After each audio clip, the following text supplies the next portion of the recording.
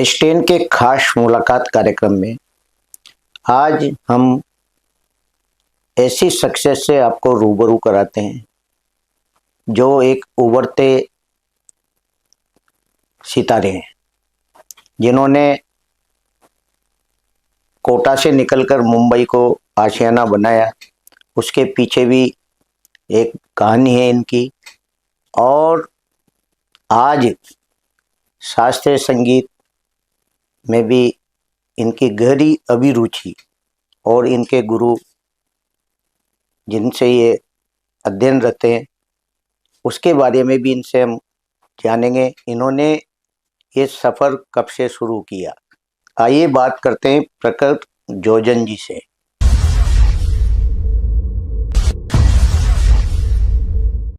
प्रकट जी, आपका हमारे स्टूडियो में बहुत बहुत स्वागत है। प्रणाम, नमस्कार। प्रकट जी, आपने संगीत का सफ़र कब से शुरू किया? सर, ये बचपन से ही चालू हो गया था जी। और मुझे खुद को भी याद नहीं है, पर मैं उसी माहौल में मेरी परवरिश हुई और जैसा जैसा मुझे ये माहौल मिलता गया वैसे वैसे मैं उसमें उसको अडॉप्ट भी करता गया, उसमें ढलता गया। जी जी। प्रकट जी, आपके पारिवारिक पृष्ठभूमि में भी संगीत का माहौल था? हाँ जी, मेरी जो माता जी हैं वो कथक डांसर थी और राजस्थानी फोक डांसर हैं, और उनका गाने बजाने में भी क्योंकि पूरी फैमिली से वैसे बिलोंग करती हैं। जी। और हमारे नाना जी खुद कथक डांसर थे, कथक आर्टिस्ट थे और सितार प्ले करते थे, गाते थे, तबला बजाते थे, और वो किशनगढ़ से बिलोंग करते थे। जी। तो उनकी जो पूरी फैमिली है उसमें म्यूजिक ही है, और नानी ने 40 साल तक ऑल इंडिया रेडियो पे गाया बहुत बढ़िया। और वहाँ की टॉप ग्रेड आर्टिस्ट थी नानी जी हमारी। तो उनके साथ ऐसा वो पूरी लेगेसी है, तो उसी लेगेसी को मैं मेरी परवरिश भी ज़्यादा मामा के पास हुई है, हमारे मामा के घर पे। जी। तो वो चीज़ें ऐसे ऐसे जी। मिली मुझे।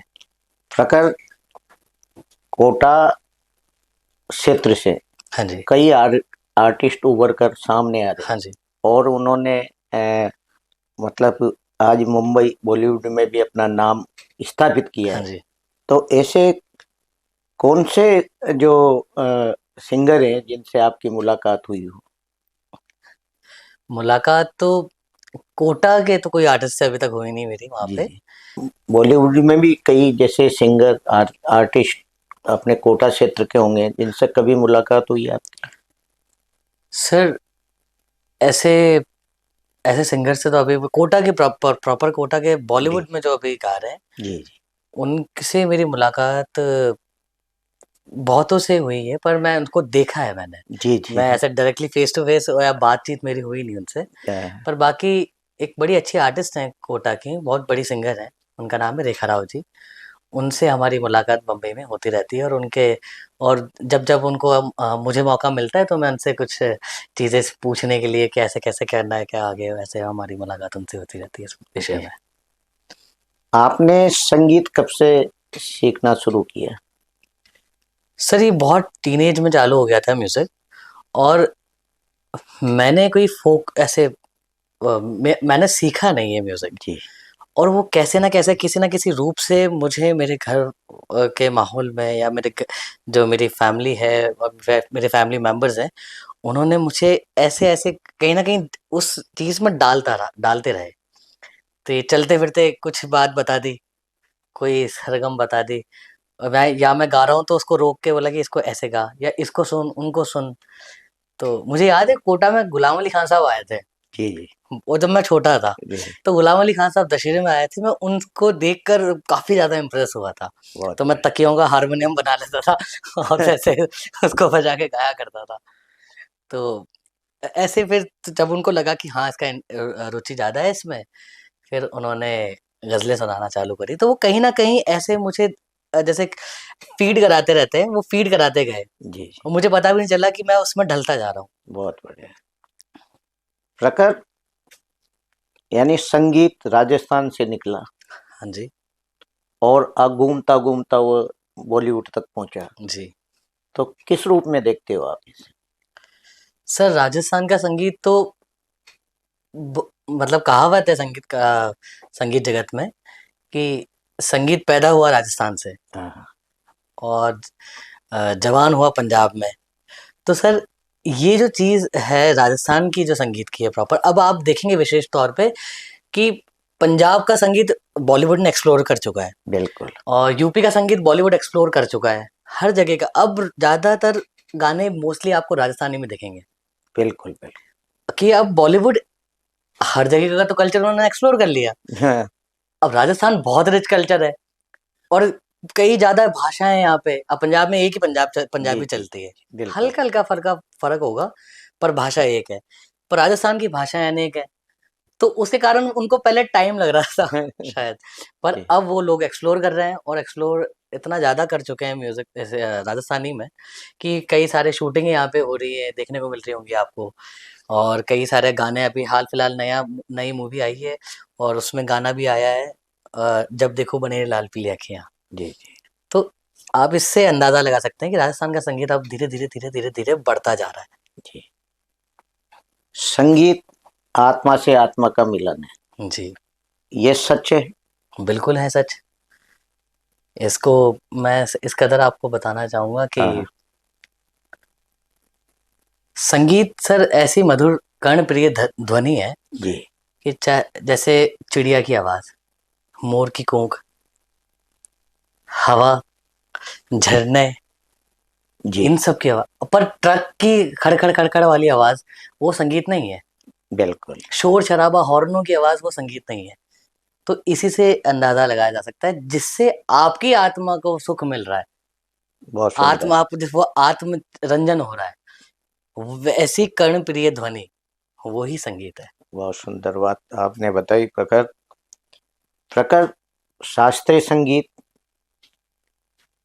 एक प्राचीन पद्धति का संगीत है, जी, यानी वेदों से चला आ रहा है। हाँ जी। तो आपने शास्त्रीय संगीत की शिक्षा ली, वो किससे ली? सर जैसे कि मेरे घर में मेरे पारिवारिक माहौल कथक का था, तो मेरे मामा जी श्री गोविंद गंधर्व जी, उनके उनको देखकर मैं बड़ा हुआ क्योंकि जी, उनसे काफी बच्चे कथक सीखते थे। तो काफी सारे लड़के लड़कियां वहाँ पे डांस कर रहे हैं और मैं छोटा सा कोने में ऐसे उनके पास बैठा रहता था, वो मुझे बिठाए रखते थे हाँ, और मैं बैठा बैठा देख रहा हूँ और वो चीजें आती जा रही, ग्रैब होती जा रही है अंदर, अपने बसती जा रही है मेरे मन में और घर करते जा रही है मेरे अंदर वो चीजें। तो सर कथक मैं कर नहीं पाया क्योंकि मेरी उसमें रुचि नहीं थी। हम्म, और पर मुझे उसमें उसको उसके साथ बजाना, उसके साथ गाना बहुत पसंद था क्योंकि कथक नाच एक ऐसी चीज है जिसमें गाया जाता है, जिसमें बिल्कुल, वो तबला मतलब तालों पे नाचा जाता है, जिस पे बिल्कुल। तबले की बीट्स पे। तो सर मुझे उसमें उस टाइम गाने का शौक चढ़ा। तो जब उनको लगा कि मम्मी को हम्म, और मम्मी को लगा कि जब हमारी कीमत इनको गाने का रुचि चढ़ गई है, तो सर फिर वो उन्होंने मुझे सिखाना चालू किया धीरे धीरे। सीखते सीखते सीखते घर पे जितना वो मुझे सिखा सकते थे, घर परिवार में मैं घर परिवार में जितना सीखा तो मम्मा से सीखा। उसके बाद सर मैंने फिर अपने गुरुजी, जो है उनका नाम है पंडित जगदीश प्रसाद जी, वो हमारे घर पे आए हुए थे। इत्तेफाक ऐसा था कि इतने जी, बड़े जी, लेजेंड हैं और वो हमारे घर आए थे और रुके हुए थे हमारे मामा जी के घर पे। जी, तो उस टाइम उनसे बस उनको उनकी बातें चीतें अच्छी लगी मुझे, हाँ, उनका हाँ, अंदाज जो था, वो अंदाज जिस अंदाज में वो बैठते थे, जिस अंदाज में वो बात करते थे, तो वो क्योंकि मैं तो बड़ा छोटा बच्चा था, जी, जी, उनको देखा तो उनसे इंस्पायर हो गया, उनसे बहुत ज़्यादा अट्रैक्ट हो गया। फिर सर मैं फिर बाद में मैं उनके पास कलकत्ते गया। जी, जी, तो मेरी जो जो शिक्षा चालू हुई क्लासिकल की असल रूप में, वो पंडित जगदीश प्रसाद जी से हुई। जी। कैसा लगता है आपको जब उनके बीच में आप पाते हो, जब वो सिखाते हैं, तो कैसा एक मन में भाव होता सर मेरे साथ ऐसा था कि जब छोटा था, जब वो गाया करते थे क्योंकि वो हमारे घर पे ही थे, है? जी, तो मुझे कुछ समझ में आता ही नहीं था। क्योंकि मेरी में इतनी बुद्धि थी ही नहीं, मेरा इतना कैलिबर था ही नहीं कि मैं उनको समझ सकूँ, क्योंकि मैं ज़्यादा बड़ा, मेरे इतनी मानसिक तौर पे मेरा विकास नहीं हुआ था। जी। तो पर उनके गाने के स्टाइल को मुझे बहुत पसंद आता था। अच्छा। वो जिस तरीके से गाते थे, जिस तरीके से वो उनकी उनके वो जब ताने गाया करते थे, जी, जी। तो वो उससे जब मैं काफ़ी अट्रैक्ट होता था। जो अच्छा। उनकी छोटी-छोटी बारीकियाँ हैं, वो जी। मुझे बड़ी अच्छी लगती थी। कोई चीज़ गाई, उसमें कुछ चीज़ हरकतें ली उन्होंने, या उसका कुछ उसमें तान ली, सरगम ली, तो सर मैं उससे बहुत अट्रैक्ट हुआ। तो संगीत के गुरु थे, जब उनके पास आप बैठते हो सीखने के लिए तो कैसा भाव मिलता है आपको? सर पहली बात तो जब उनको सुनता हूँ मैं, जी। तो उम, मुझे तो वहीं पे बस उनको सुन के सुख चैन मिल जाता है, जी, आँखें जी। बंद हो जाती है। और आँखें तब खुलती है कि जब वो कुछ उस टाइम पे, उस वक़्त में वो कुछ ऐसी चीज़ गा देते हैं जो वो खट से आके यहाँ कलेजे में लगती है। बहुत बढ़िया। तो उन ऐसे ही मैं मतलब मुझे उनसे इंस्पायर होता हूँ मैं, जी, कि ऐसा मुझे भी गाना जी। चाहिए। प्र प्रखर कोई आप अपना गाना सुनाओ, जो आपको पसंद हो? जी, कि बात ही हुई तो मैं सर एक आपको ठुमरी छोटी-सी हाँ, सुनाता हूँ। हाँ, सुनाइए।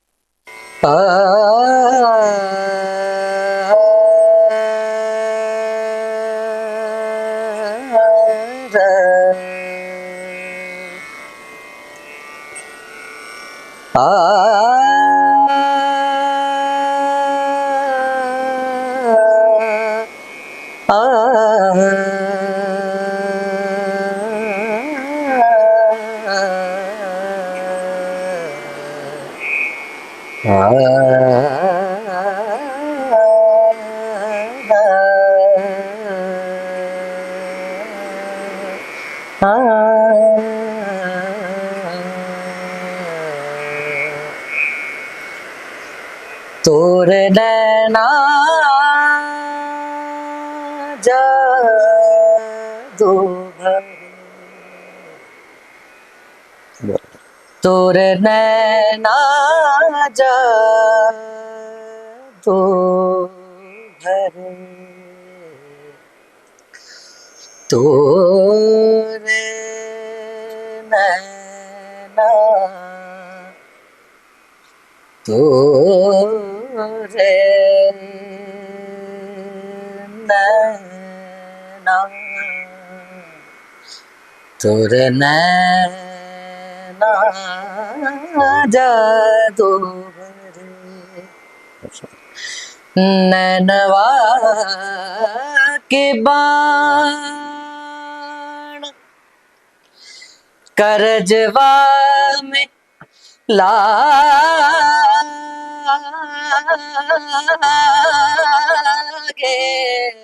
नैनवा के बाण करजवा में लागे, जो बना धीरे रे, तोरे नैना जादू भरे, तोरे नैना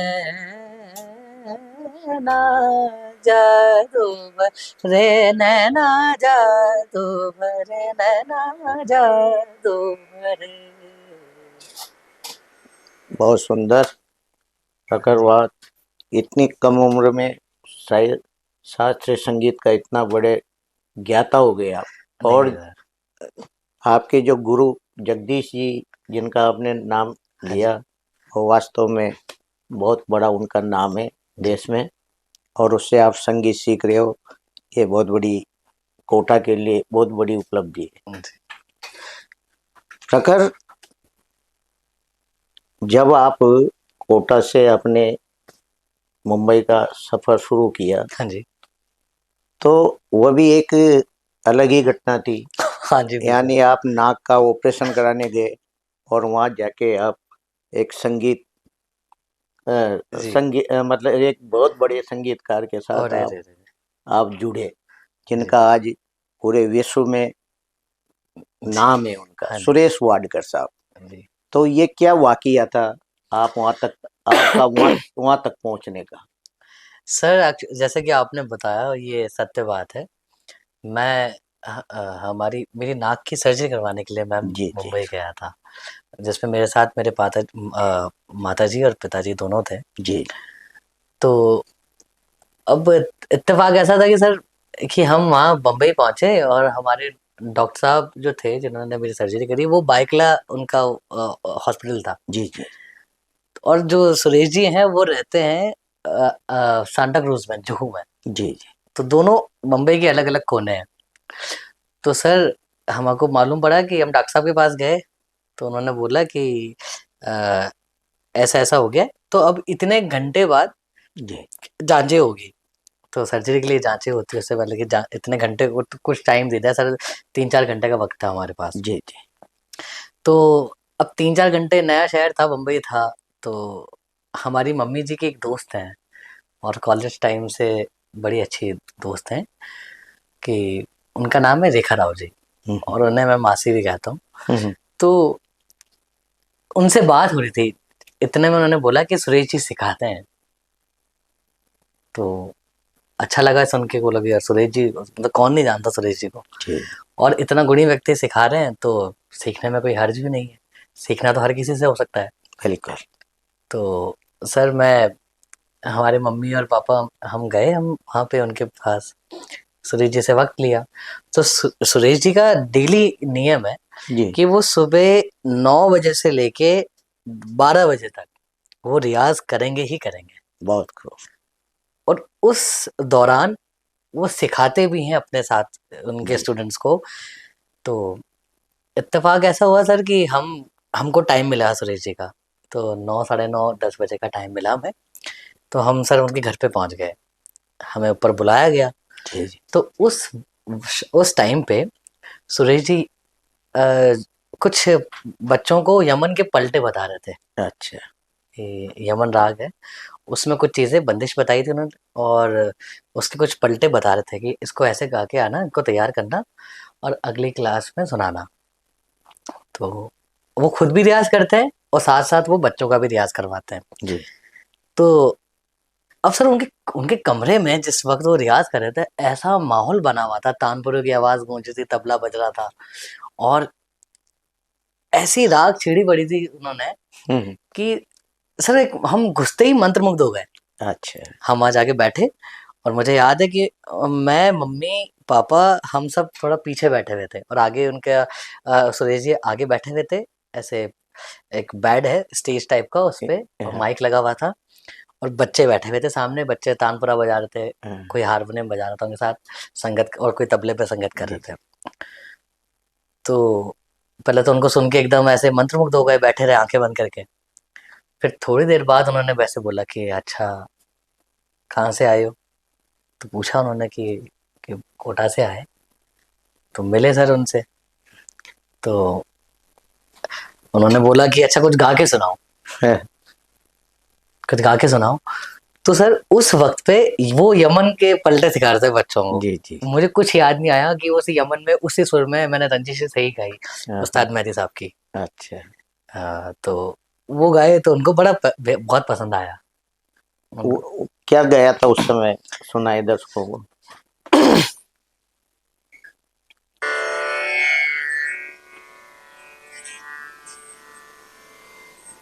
आ,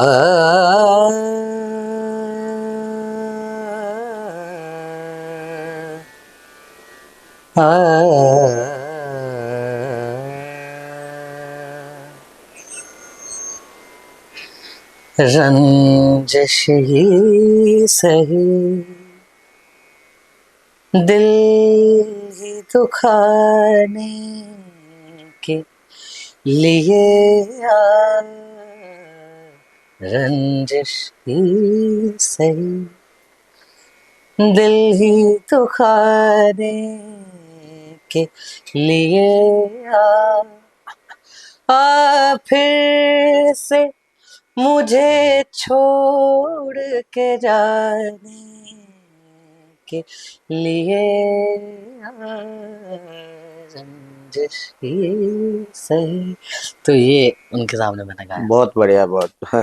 तो यानी इतनी ऊंचे ओहदे पर आपका पदार्पण होना, यानी प्रवेश होना, हाँ जी ये छोटी मोटी बात नहीं होती, सर, बहुत बड़ी क्योंकि बात। लकी उस चीज को बोल सकते हो कि एक संजोग ऐसा बेटा कि आप उनके मुकाम तक पहुंचे। सर सबसे बड़ी बात एक ये भी है कि सुरेश जी के एक म्यूजिक स्कूल चलता है उनका, जी जी। गुरुजी का। तो उसमें कई सारे बच्चों को वो म्यूजिक स्कूल में डाल देते हैं, अच्छा। और मेरा सौभाग्य ऐसा रहा कि उन्होंने स्वयं ही मुझे सिखाना पसंद किया। वो मैं उसी जगह उनके पास में बैठता हूँ और बैठा था उस वक़्त कि जिस साथ में उनकी जो वाइफ़ हैं, ये मेरी गुरु माँ हैं, पद्मा दीदी, जी वो उनकी बेटी और सब, जहाँ पे पूरा परिवार उनका सीखता है साथ जी। में, मैं वहीं बैठा। बहुत सुंदर बात बताई आप, क्योंकि कोटा का एक नौजवान संगीतकार वो इतनी बड़ी मूर्ति के सामने शिक्षा ले रहा है, ये छोटी मोटी बात नहीं है, क्योंकि बहुत कम इंसान एकदम इस स्तर पर पहुंच सकता है। जी, जी। आपने कहाँ प्रकार अपने कार्यक्रम प्रस्तुति कार्यक्रमों की? सर सबसे पहले मुझे याद है 29 मार्च 2018, ये मेरा पहला कार्यक्रम था as a solo artist, solo singer. और ये परफॉर्मेंस मैंने दी थी महाराणा कुंभा संगीत समारोह में, बहुत जो उदयपुर में होता है। और ये बहुत ही बड़े लेवल पे संगीत समारोह होता है, जिसमें मेरा गायन सबसे पहले था, स्टार्टिंग थी मुझसे, क्योंकि मैं युवा कलाकार था। वहाँ पे एक कंपटीशन हुआ करता था, जी जी। महाराणा कुंभा संगीत प्रतियोगिता, जिसमें मुझे महाराणा कुंभा संगीत रत्न अवार्ड मिला था। बहुत खूब। मैं उसमें जीता था। तो मैं जीतता है कंपटीशन में, फिर उनकी परफॉर्मेंस होती है अगले साल उस मंच पे। अच्छा। तो सर मेरी वो स्टार्टिंग थी 29 मार्च 2018 को, मैंने वहाँ पे गाया था। और मुझे याद है कि उस समय सर मेरी परफॉर्मेंस आप देखिए क्या ऐसा हुआ कि मेरे साथ कि सर हम जिनको बचपन से सुनते आए हैं, जिनको बड़े हो गए सुनते जी सुनते, जी जी। वैसी हस्तियां सामने बैठे थी। तो सर मैं तो आधा घबरा के वैसे ही घबरा गया, मतलब कोई जी। ऐसे घबराहट होने लग गई कि अब मैं क्या गाऊंगा। इन्हीं का ही इसको सुन सुन के सीखा है इन लोगों से, इतने बड़े बड़े लोगों को, और कैसे गाना। फिर गुरुजी को स्मरण किया मन में, और फिर मैंने गाया। तो सर पहली मेरी प्रस्तुति महाराणा कुंभा में थी। उसके बाद मैंने फिर ऐसे ही एक ठुमरी में सर मेरे को हरिवल्लभ संगीत सम्मेलन होता है जालंधर में, जी जी। मैं उसमें प्रस्तुति दी फिर मैंने। और उसमें भी मेरे साथ सर बाद में कौशिक जी चक्रवर्ती जी जो हैं, उनकी परफॉर्मेंस थी, पूर्वायन चटर्जी की हाँ। उनकी परफॉर्मेंस थी। और अच्छा। ऐसे महाराणा कुंभा में सर उस समय रोनू मजूमदार जी, पंडित राजन साजन मिश्र जी, वाह। ऐसे बड़े बड़े लोगों की परफॉर्मेंस थी। तो सर ऐसा ऐसा सौभाग्य मिलता गया। फिर बम्बई में जो अच्छी प्रोग्राम्स होते हैं उसमें मौका मिला। तो सर ऐसे ही अब गाड़ी चल रही। जी। प्रखर जब प्रथम बार स्टेज पे जाते हैं हाँ जी, और इतनी बड़ी बड़ी विभूतियां सामने होती है, हाँ जी, तो वास्तव में एक घबराहट तो होती है, बहुत लेकिन घबराहट जब होती उनके दर्शन होते हैं तो कैसा भाव होता है? है। सर इसका एक बड़ा अच्छा एक मैं आपको एक किस्सा बताना चाहता हूँ इसी के जी साथ, हाँ हाँ बता। कि सर एक मैं मुंबई यूनिवर्सिटी से मैंने मास्टर्स करी थी म्यूजिक जी में। तो सर हमारी यूनिवर्सिटी में एक बहुत बड़े सिंगर हैं, क्लासिकल सिंगर सिंगर हैं, उनका नाम है पंडित ओमकार जी दादरकर। जी। तो सर वो आए तो मैंने उनसे पूछा कि दादा एक बात ये बताइए कि उनके सामने भी बहुत उनके गुरुजी, स्वयं उनके गुरुजी बैठे हुए थे, जी जी। और बहुत बड़े बड़े क्लासिकल जगत की, शास्त्रीय संगीत जगत की विभूतियां वहां पे उपस्थित थी। तो मैंने पूछा दादा आप ये बताइए कि यहाँ पे आपके मन में क्या चल रहा है गाने से पहले, स्टेज पे जाने से पहले। तो बोले कि यार घबराहट तो मुझे हो रही है, क्योंकि मेरे से स्वयं गुरुजी सामने बैठे हैं। मैंने बोला पर आप इस घबराहट से कैसे बाहर निकलते हैं। हाँ हाँ। तो उन्होंने मुझे ये बताया था कि भाई अपने पहले तो अपने आप पे विश्वास होना चाहिए, और कि जो प्रथम सुर है गायकी का सा, जी हाँ, आप जब बैक स्टेज बैठे रहो, ग्रीन रूम में बैठे रहो, तो वो सा का स्मरण करते रहो, बहुत उस सुंदर। सा को अपने ध्यान में रखो। और जब स्टेज पे आप बैठ जाओ और आपका सा एक बारी में लग गया, तो आप 2 घंटे 3 घंटे जितना घंटा आपको गाना है, आप प्रॉपर गाओगे। और सब वो फिर उन्होंने एक सलाह ये दी कि जितना आपने सीखा है, जितना आपको आता है, वो आप सामने रख दो, और जो नहीं आता वो आप अपनी झोली फैला दो, बोले कि आप मुझे दे दीजिए।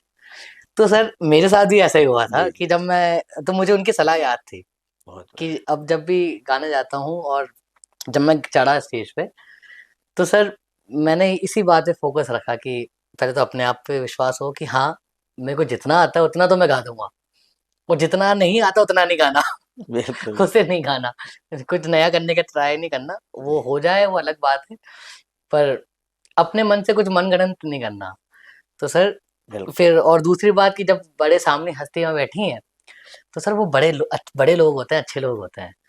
वो कभी ये नहीं दिखाएंगे कि तुम, वो बल्कि और ज्यादा प्रोत्साहित करते हैं आम जनता से ज्यादा, जी कि एक युवा बच्चा गा रहा है, गाओ, वाह वाह, और गाने के लिए वो प्रोत्साहित दो। ऐसा लगता है कि वो ऐसा माहौल बना देते हैं सर, जी जी तो घबराहट होती है, जो वो घबराहट को कम कर देते हैं धीरे धीरे। जी। तो ऐसा। प्रखर भारतीय शास्त्रीय संगीत, ये इसके जो स्वर हैं, ये ऐसा कहते हैं कि मरीज को भी ठीक कर देते हैं। जी।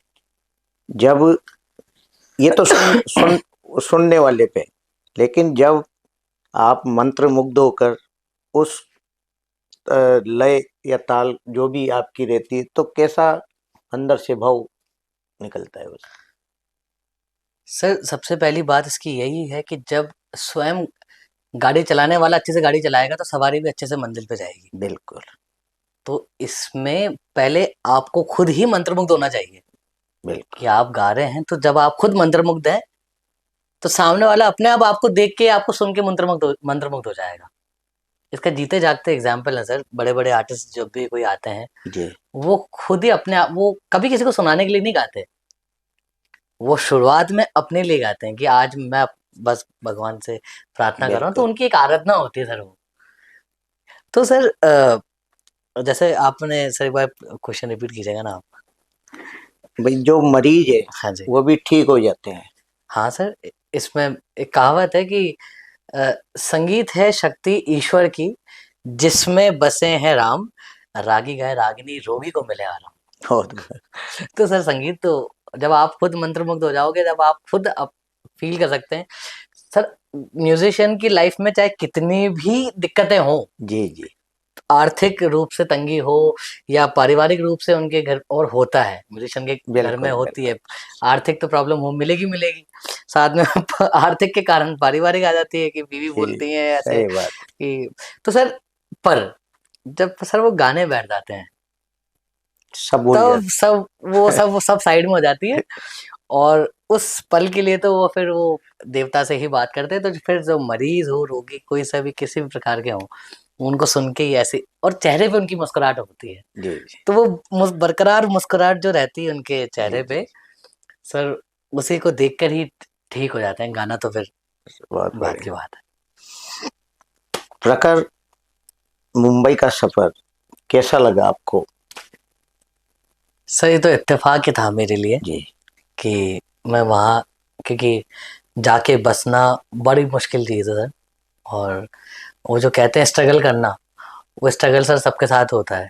मुझे लगता है कि जो बड़ा इंसान पहुंच चुका है, एक शेर है सर कि अपनी मंजिल पर पहुंचना भी और खड़े रहना भी बड़ा मुश्किल होता है, बड़े होके बड़ा रहना भी। वाह तो सर बहुत। जो बड़ा जिनको हम देख रहे हैं कि वो पहुंच चुके हैं, तो सर आज वो भी स्ट्रगल कर रहे हैं वहां पर खड़े रहने के लिए। तो सर अभी ये मजा है एक लाइफ का। तो बहुत सर सुंदर। मुंबई में मजा आ रहा है, और कर रहे हैं काम, मेहनत कर रहे हैं, लगे पड़े जी, जाते जाते कोई एक और आपके पास गीत हो, गाना हो, जो भी हो सुनाए दर्शक। हैं। जी।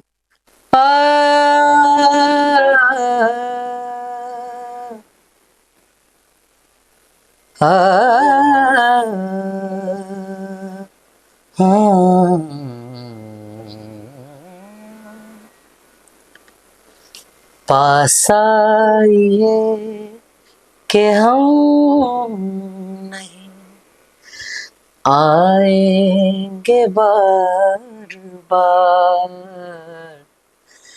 बाहें गले में डाल कर हम रोल जार जार,